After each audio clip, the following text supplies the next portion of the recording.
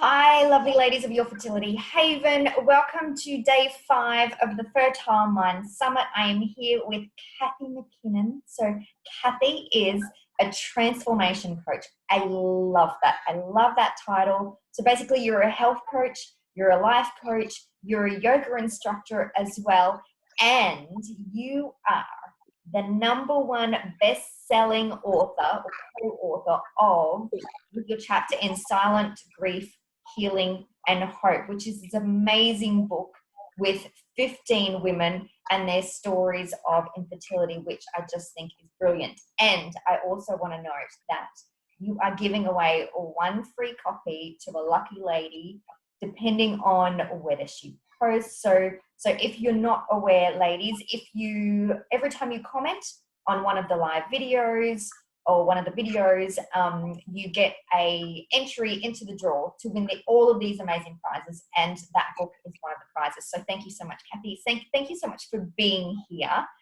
So thank you for having me. A pleasure. So do you just want to start off by telling us a little bit about you and a little bit about your story and what got you to be a transformation coach? Sure. So again, my name is Kathy McKinnon. First and foremost, I'm a mom. I'm honored and blessed that my son graced me to be his mom.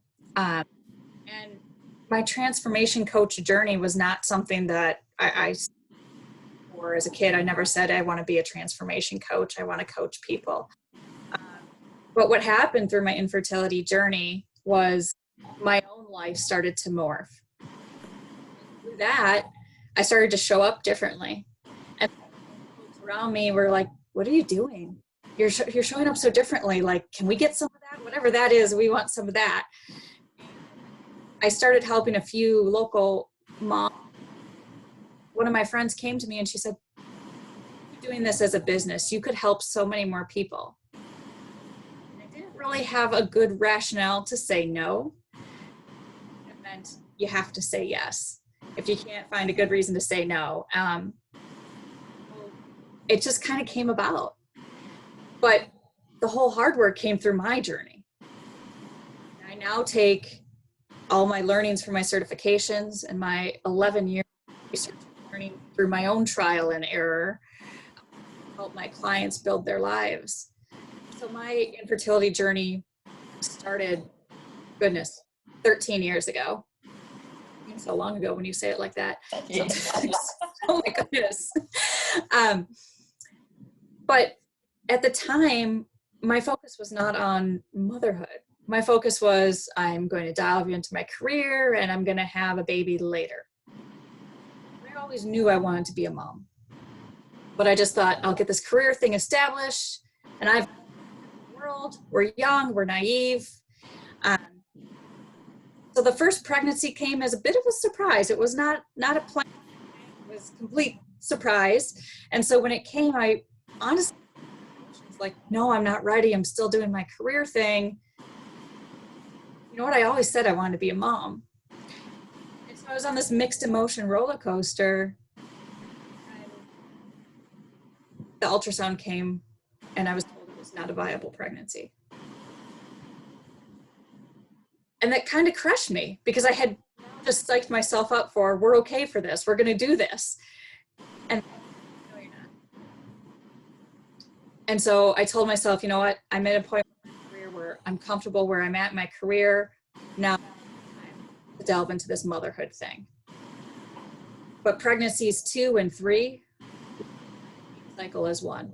I could get pregnant, but I couldn't maintain a pregnancy. But the doctors at that time didn't take me seriously until I had 3 miscarriages. At the time I was telling them, like, something is just off, something is wrong. This isn't.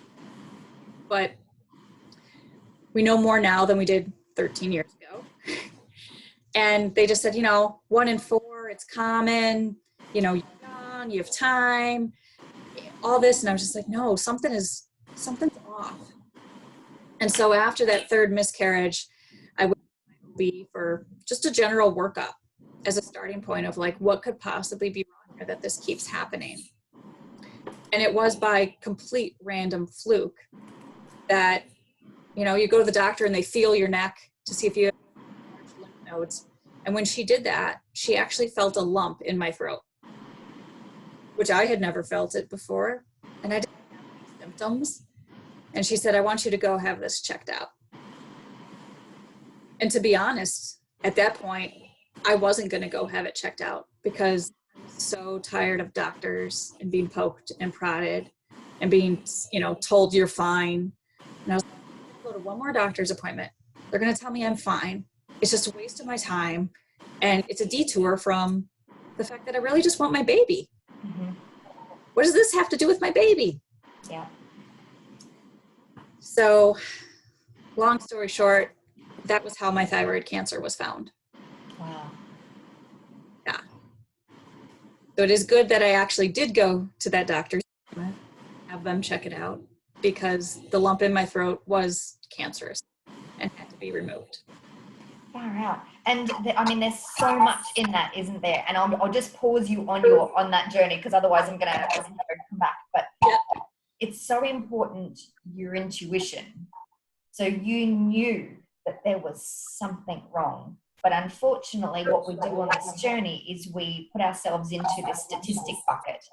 We go, well, it's 1 in 4, so I just need to do another. And I find that, while doctors are very smart, they just see so many patients that they just don't know you.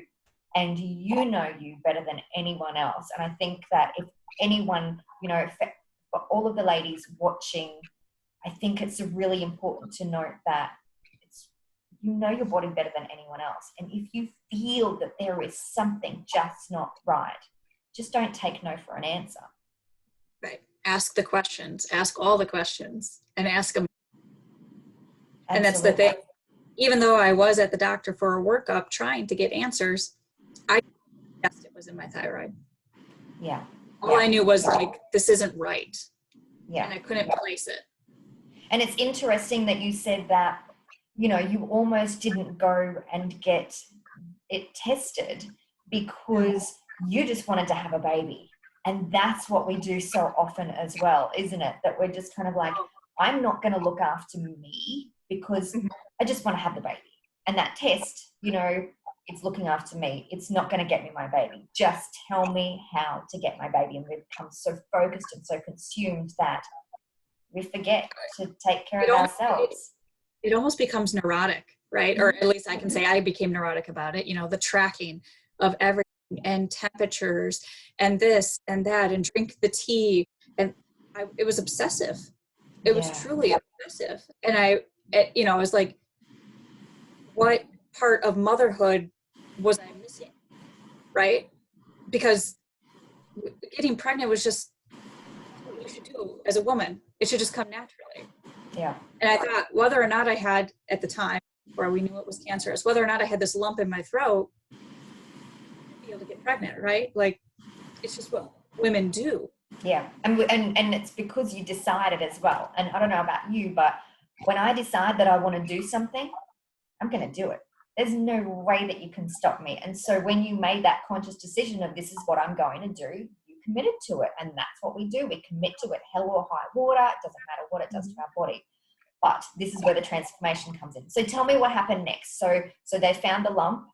What happened? They found a lump in my throat. They biopsied it, which again, I was like, why do I have to go through this? A biopsy of your throat is an awful process. I won't get into details, but you're wide for the whole thing. So it's not a very fun process. But I was like, why do I have to do this? There's no family history of this cancer. I don't fix. Why? Again, this is just a distraction. Like, I have my blinders on. Just give me my baby. They biopsied it, and it came back that it was positive. And at that time, the treatment for that type of cancer was you have your entire thyroid removed. And then about a month or 2 after that, you go through radioactive iodine. And that is when they said positive for cancer, was when the switch in my head flipped to anger. Mm-hmm. Because not only were you not giving me the baby that I wanted, you just told me I have cancer. Like, what is broken inside of me, or what is wrong, or what did nobody tell me about motherhood is all wrong. And that's when I started to actually try to talk myself into maybe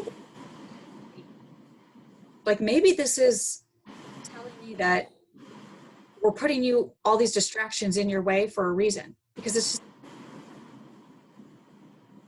and I just delved into this like depression of like, this is not going to work for me. Clearly I'm broken. Clearly either there's somebody didn't tell me some part of motherhood, or I'm doing something wrong. A woman, like maybe I'm supposed to be doing something, maybe I'm doing I shouldn't be doing. I don't know, but clearly like I just spiraled.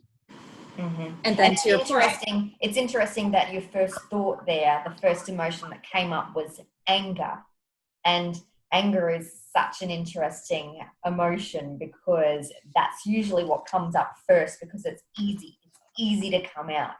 But then there's so much stuff underneath, and underneath you're probably frightened. Like someone just told you had cancer, but the emotion that comes out is anger. And then the next one is, what's wrong with me? What did I do to deserve this? Absolutely. Yeah. I was absolutely furious, and then took it all on myself and blamed myself. I took it all internally. Like I must have done something wrong. I must be broken. You know, not the world is crazy and things happen. It was me personally. Mm-hmm. Yeah. And so that's when the spiral happened. That's when the spiral happened. And after my cancer diagnosis, it was, you know, you need to clean up your life because you've just had this very toxic thing run through your body. And now I no longer have a thyroid. So that's a bit of a life adjustment, you know. And here's the things that are, you know, better for your body. Here's the way to keep your body clean. Here's the way to keep your body from any major diseases coming back. And that was really the start of my transformation. You know, when I was at home after my surgery, here I am, you know, with nowhere to go or nothing to do but Google. How do you live clean life? How do I stop this from happening again? How do I stop this from coming back? Because we know cancer can have a recurrence rate, and I don't ever want to go through this again. So what do I do to live my life as clean and healthy as possible? Because I don't ever want to go through that again.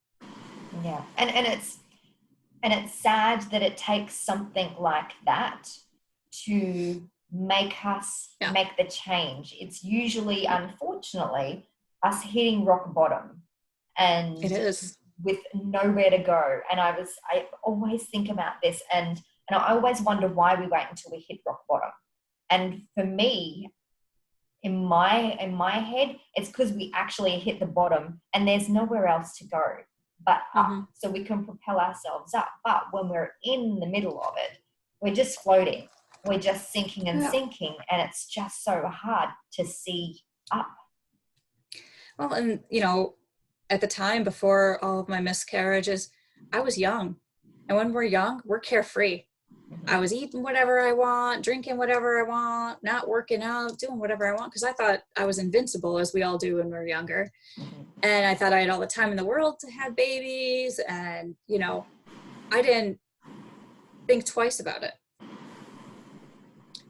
And I think that's even more so why, like, the cancer diagnosis was my kick to the gut that, you know, you need to get your life in order. And you need to start by cleaning up your body and your mind. Otherwise, you're not going to get to be here to raise this baby. Yeah. And so what did you do? Like, obviously you started Googling and all of that, but what are the key things that as we do? It's a scary place. So careful with that. Yes, I don't necessarily recommend that's the go-to, but you know, when you're on bed rest and nothing else to do, this is what happens. Yeah. The first step was cleaning up my diet. I mean, admittedly, I had a terrible diet. I ate whatever I wanted, whenever I wanted, and didn't think twice about it. And when I started to learn about not only all the chemicals and things in the foods that we eat, but also for those with thyroid or hormonal imbalances that they're trying to balance, how all the foods we eat and ingest could impact that. Like, oh, now I know really with the thyroid problem, I should stay away from those foods. Oh, if I have a hormonal imbalance, I should stay away from that food. And knowing that and learning that, in addition to cleaning up and eating clean foods, was the first step. Because I had no idea. I had no basis or starting point of what do you do when you have no thyroid. Yeah, absolutely. And it's great that we have that power as well. And a lot of the times we just feel so powerless, but there is so much information that's at our fingertips, and it's just a matter of us getting outside of the poor me, you know, why is this happening to me, and actually focusing our attention on, right, here's the problem, how do I solve it? Right. And, you know, we now have the ability more than ever to take charge of our health. Yeah. The mindset of, oh, I'm only going to go to a doctor when I have an ache or a pain or something is wrong. We don't live that world anymore. There's so much we can do to be proactive so that we can prevent those doctor's visits, so that we don't have to have those doctor's visits, or we can prevent those autoimmune diseases. But we need to get that into our mindset and in our lifestyle. It is a lifestyle shift for sure. Yeah. And the first shift is not just being aware of it, but actually choosing ourselves and putting ourselves and prioritizing our health. Because I don't know about you, but usually you're so used to looking after everyone else and everything else is a priority that we come on the bottom of that list. And it's not until something like this happens that we're like, well, I have to do something now. Yeah. I mean, as women, we are innately caretakers. So we innately want to make sure everybody else is okay or taken care of or fed. And, you know, innately, we end up putting ourselves last. Right. But when you have something as shocking as this, you're forced to say, oh my goodness, I need to wake up and take care of myself. Yeah. Otherwise, it's not only will I not have my baby, I won't be around to take care of my baby. Yeah. Okay, so you did some research, you cleaned up your diet, you found out things that you should and shouldn't be eating. Like, do you have any quick tips on the main things if there are some ladies here that are watching and do have problems with their thyroid? Yeah, I would say, you know, when you're looking at thyroid problems, and everybody is unique, so, you know, take it with a grain of salt, ladies. Of course, follow your intuition, what works for you. But I learned that with a thyroid problem, we're very sensitive to grains, which then you're like, well, there's grains in everything, bread, rice, etc. But with an autoimmune disease and thyroid imbalances, it really causes inflammation in the body. And when you have inflammation in the body, what happens? The body gets so overstressed that it almost shuts down your ability to do certain functions. And so I would say you might notice that you're very grain sensitive. And so you might want to peel back on those as a first step and take it in baby steps. Awesome. Thank you. And so, and what did you do next? So you did the diet. Was there anything else that you put in place? That was definitely the first step. And then the second step was I learned to enjoy exercise, because that was not something I did before, or I did it every once in a while. And that's the kind of the unique or cool thing about the medals you see here hanging in behind me. These were all after my cancer diagnosis. Wow. What are they for? Different running activities. I did some obstacle course races. But before all that, if you asked me to run, my answer was, I don't do that. I don't at all. And so I learned to love exercise and learned to be around this group of people, and we had a team and really found a passion in it that I didn't have before. And so for the ladies listening, you know, it doesn't have to be running. It doesn't have to be to achieve a medal. And that's never why I went out there to do it. Find whatever it is that, you know, brings you joy, whether it's yoga or running or swimming or skiing, or, you know, there's so many options, and find that tribe that does it. Because when you're out there with other people who have the same goal, it's so much more enjoyable. It really is. Absolutely. And I love that as well, because I was the same. I spent my whole life telling myself that I hated running. And it was only because it was that narrative in my head. And then all of a sudden I was like, okay, well, maybe I do like running. And then I fell in love with it. So I think it's really important we get this narrative in our head that says, well, I just don't do that, or I just don't like it. What if you try it again? You might not have liked it, 10 or 15 years ago, but maybe you might like it now. And because Yeah. we're all different people now, and we need different things rather than when we were 18 to when we're in our 30s or 40s, we need different things. So I think if I can encourage the ladies who are watching as well, revisit all of those things. Just don't play the narrative in your head of, well, I just don't like it, or I'm just not good at it, because you just never know now. Well, and I say that to my clients as well. Like, those activities that you did as a child, or maybe a teenager, or maybe even in your 20s, that brought you so much joy. Maybe it's riding a bike. Like, I was like, when was the last time I rode a bike? And then I got one when my son started riding his bike. But there was a massive time span there between when I rode a bike as a child and when I got one to ride along with my son. Like, you forget how much joy you get from these activities that you've just kind of placed outside of your life. And then they become a fun way to get that physical activity in. Yeah, I love that. All right, so you focused on exercise. What happened next? So those were really the two things I thought at that time I needed to do to transform my life. I'm going to eat better, I'm going to clean up, and I'm going to work out. And at that time I thought, ta-da, that will make my life so much better, which it does improve your life.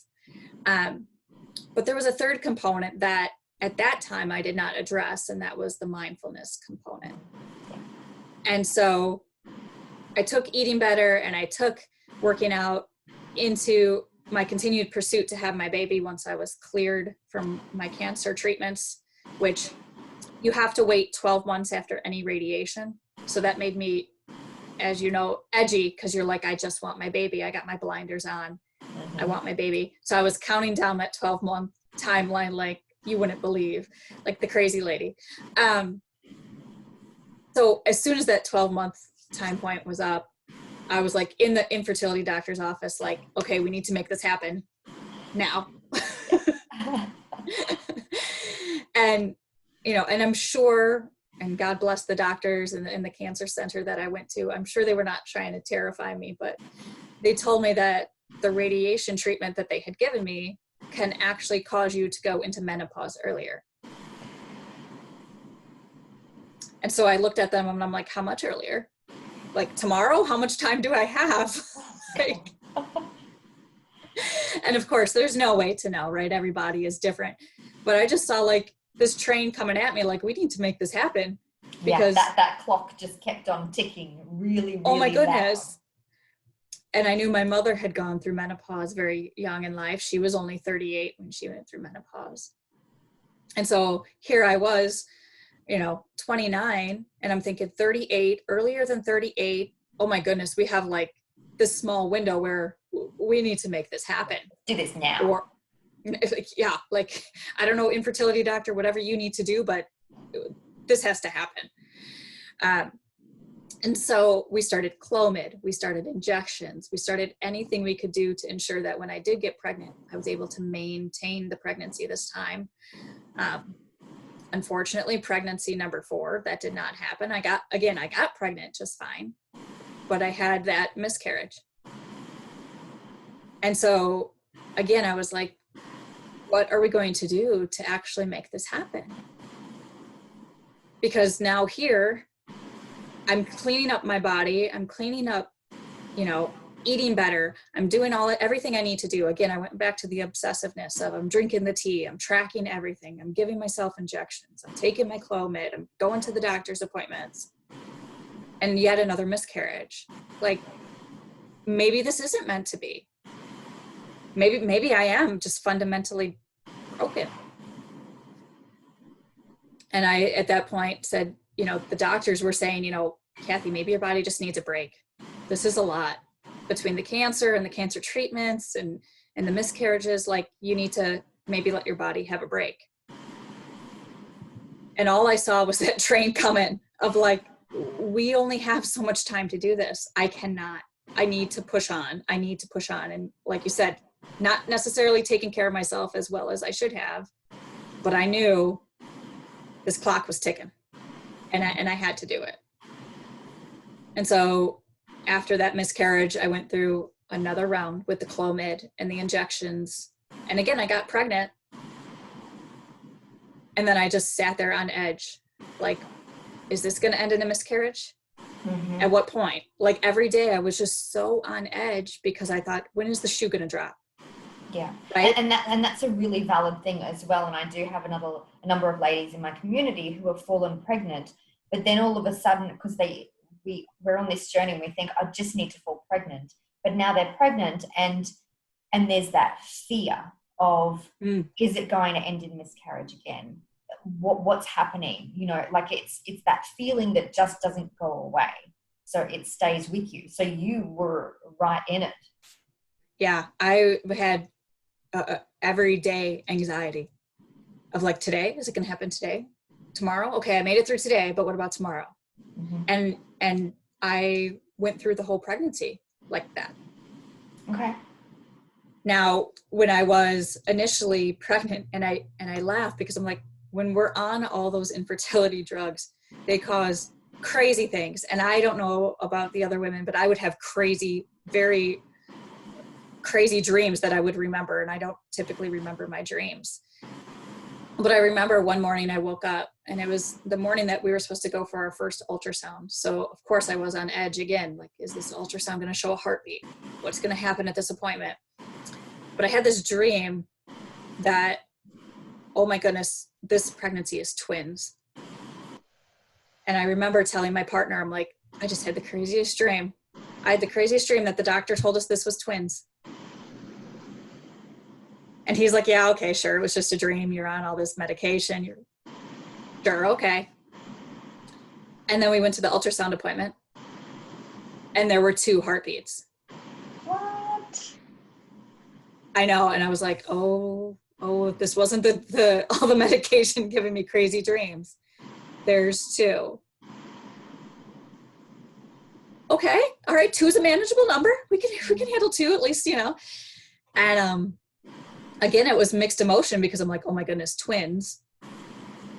And then at the same time, I was like, oh my goodness, you know, my mother is a twin. So twins run in our family. So I'm like, oh, that's so amazing. But then again, what's going to happen with this pregnancy? Mm-hmm. And am I going to lose twins? Yeah. And I said, this pregnancy, I'm not going to tell anybody until I'm past that 12-week mark. Yeah. Even my mother, I didn't even tell my mother, like nobody knew. And then right before the 12-week mark, I was at work and I was doubled over in pain. And I literally thought, this is it. I'm losing both the babies. This is it. And I called the doctor and he said, you need to come in right now. And I came in and he did an ultrasound immediately. And mixed news, good news. My son survived, baby A. We ended up losing baby B. So that was tough too. And it still is tough. You know, my son is now 8, but it still is tough because it's, you know, I'm like, imagine if there were 2 of them. How crazy would that be? Yeah. And it's always hard to reconcile that in your head as well, because in one hand you're grateful and in the other hand you're grieving. And so sometimes we get to that point where I shouldn't be grieving. I should just be grateful. But I think it's really important that we lost something, you know, you lost something and we need to sit in that as well. And I didn't at the time address that. I just thought, I'm so grateful that, you know, my one baby survived and I have this baby that I fought all these years for. And when I went to the hospital to have him, that's when it all came out. When he was born, like, it was just such a mixed emotion. I was so happy to obviously hold my baby, but that's when the flood of grief came through. Like, his twin should be here with him. Mm-hmm. Yeah. But it took, you know, all those months for me to really like feel it. and make it real. Yeah, because we push it down. We don't deal with it. No, I don't advise that. And that's what I tell the women, and don't do what I did. No, and I'm exactly the same. And I'm sure it's the same for you. This is why you became a health coach as well. And because you're using your experience and the things that you did to advise the other way. I'm the same. Yeah. I made all of the classic mistakes, which is why I love coaching women on this is what you should do, Yes. And I know why, because I've lived through it. Yeah. And don't wait to get the smack. Like, be very proactive and advocate for your health, and get all your questions answered. And don't just say, oh, I must be fine because I don't feel anything. Yeah, absolutely. No, ask the questions. Mm-hmm. Absolutely. Yeah. And so in terms of your mindset, so this is all mindset from here on in, isn't it? Because you've stepped off, but then it's working on your mental side of things. So what did you do then? Like, what are the steps that you took to get you to, be a transformation coach? Yeah. So, the big piece of it is, when my son was born, that's when I truly said, you know what, I need to be the healthiest, happiest me that I can be, because I want to be a certain type of mom. And to be that mom, I know I need energy to keep up with him. I know I need, the ability to do this and that. And while I've cleaned up my diet and I'm exercising now, I need to understand and deal with all the emotional trauma that I've just been putting in the back of my head and hanging on to, so that I have space for joy, so that I do have space for happiness. Because it's not like our brains are this infinite filing cabinet where you could just keep putting stuff in, right? There's limited capacity. Absolutely. And so if it's so full of anger or grief or all of these things, there's no space to just laugh and play. 100%. And that's when the hard work came. Yeah. That's when it was like, oh, cleaning up my diet, that was the easy stuff. Oh, running? Oh, that was easy. Now you want me to face all this emotional trauma that I've not dealt with? Mm-hmm. Oh. Yeah. Oh, yeah. So I did a lot of healing, emotional healing. I did a lot of taking time for meditation, taking time for a gratitude practice, a lot of just learning to say no. Mm-hmm. So that I had time for me, so that I had time to be present with my son. I started clearing things off my calendar that just did not bring me joy. Mm-hmm. If they did not bring me joy and they weren't joyful for my son, it was, we were kind of going out of obligation, or the power of no is incredible for your mindset. Yeah. Yeah. 100%. And so you talk on I read something on your website about success rituals that you do when you coach on. So can you just give us a little taste of what that is? Yeah. So to me, success rituals are very personalized, and they're setting yourself up for success, right? And that's, we think of that in kind of like a professional or a career term, but what is it that makes you feel really good and makes you perform at your best? And maybe that's making sure, something as simple as making sure you get 8 hours of sleep a night. Maybe it's making sure you get your morning meditation. Maybe it's, getting X number or days of exercise in a week. It's setting up these habits and routines so that you perform at that optimal level of you. Mm-hmm. And it's going to take some work to refine them so that you figure out what is like the optimal, what gives you the most energy, what gives you the most like shine and glow and makes you feel like the best you ever. But once you find them and you build them into your lifestyle, you're setting yourself up to always show up and perform as the highest caliber person you can be. And that's going to be successful not only for you, but for those around you. I mean, when you're showing up for your family, you're able to show up as this energetic person who is just ready to go all in, as opposed to like, oh, I'm so exhausted. that doesn't serve you and that doesn't serve them. Yeah. And I love the ritual, and I think that's really important as well, to make it a habit, because we have all of these really bad habits that we all do, and it's a matter of, like, your exercise and your morning routine or whatever you're going to do needs to become this habit. But how do we get to the point where we're motivated to do that? Like, how, like, obviously you had things that were going on, but for someone who's still in the thick of their fertility journey, this is a tough question. Like, how do you get motivated to do it? Because you're tired, you're consumed, you just can't see an end. How do we motivate ourselves? Yeah. And it's tough when you're in the thick of it. I've been there. Like, I can't tell you the number of times where I just wanted to say no more of, the doctor's appointments, no more procedures, no more, taking the vitamins and supplements. Like, I'm done. So I can completely understand that. But what I can say is, number one, make sure you have, doctors and a care team that are asking, how are you? Not just what do your lab results say, or did you take this, or did you do that? Not that you're a number in the system. The fact that they're actually asking, how are you and how can we help support you? Absolutely. And doctors are absolutely brilliant, but not once did they ask me, how are you feeling? How is your mental state? And I guess their focus is on the treatments and things like that. I get that. But yes, you're so important. You're so right.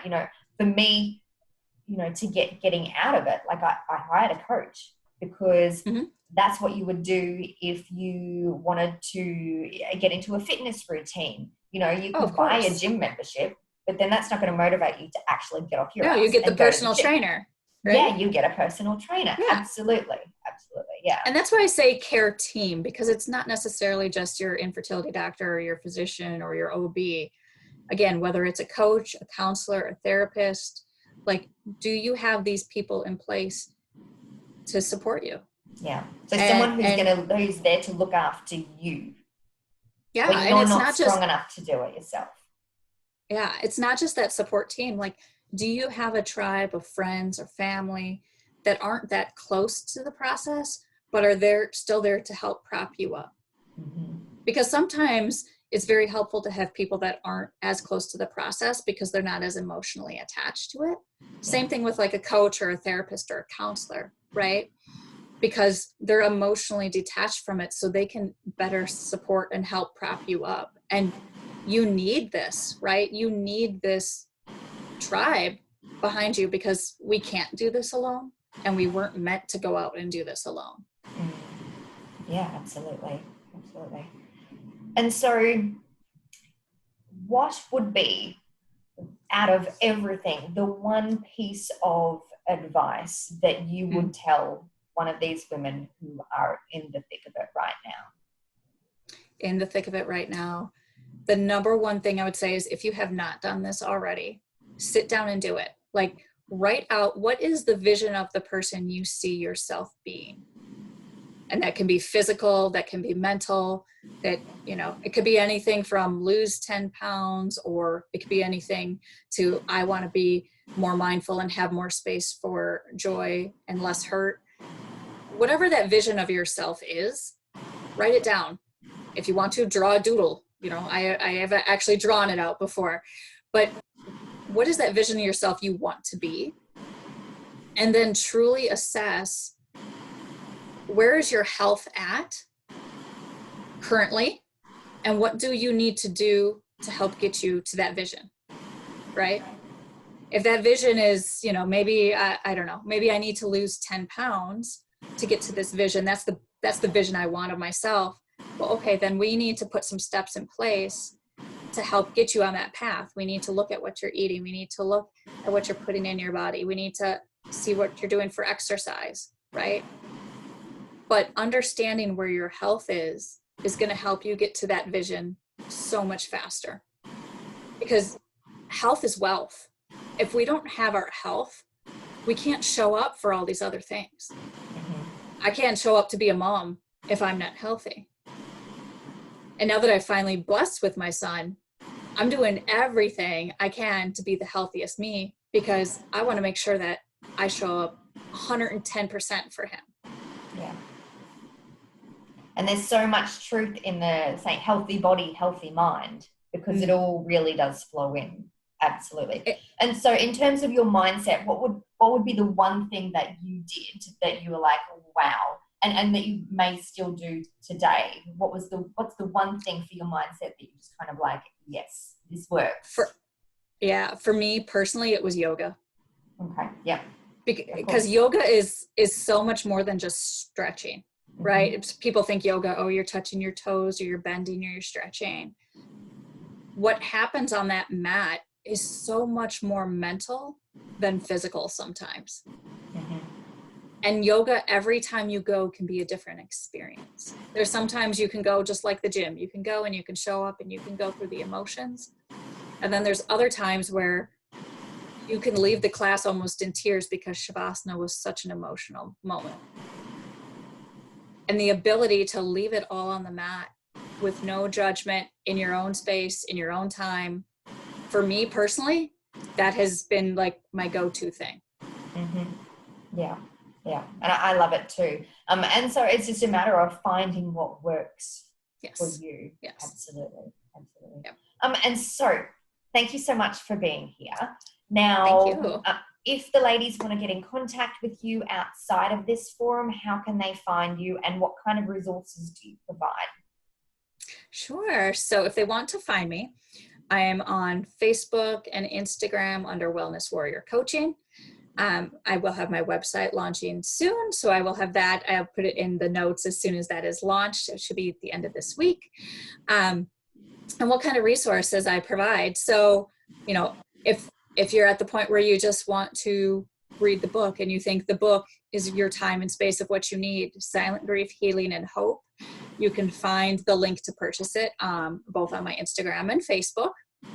It is 15 courageous stories of women who, just like me, were at a point that we said we don't want others to experience this in silence. It is time to say it is okay to heal and it is okay to grieve, and we are all human. And so if you want the book as a resource, the book is there as well. Other than that, I offer my one-on-one coaching. And it's typically a 90-day program. So if anybody wants to ask more about that, wants to know what that is all about, feel free to send me a note. More than happy to hop on a call and talk it through with you. Perfect. Excellent. Your story is absolutely inspiring. What you have done with it and what it has, created because of that is something that we can all take, under ourselves as well, because this fertility journey is really about building ourselves up and taking us to different places. And that's now, if somebody had told me in the midst of it, like, oh, everything happens for a reason, I would have told them to go away in probably not a nice way. But now looking back, I see, this was setting me up to be the best mom that I could be, right? I mean, It got all the treatments out of the way. It got me on a healthy lifestyle. It got me all of these things that I don't know if I really would have found them, or I would have found them much later if it was not for this series of events that I don't wish on anyone, but that's what it took for me to wake up. Absolutely. And that keeps on coming up. We would never choose to be down this path, but we can choose to make something good come out of it. And that's what I just love. So thank you so much for being here. I really appreciate your time. And yes, thank you for having me. Pleasure.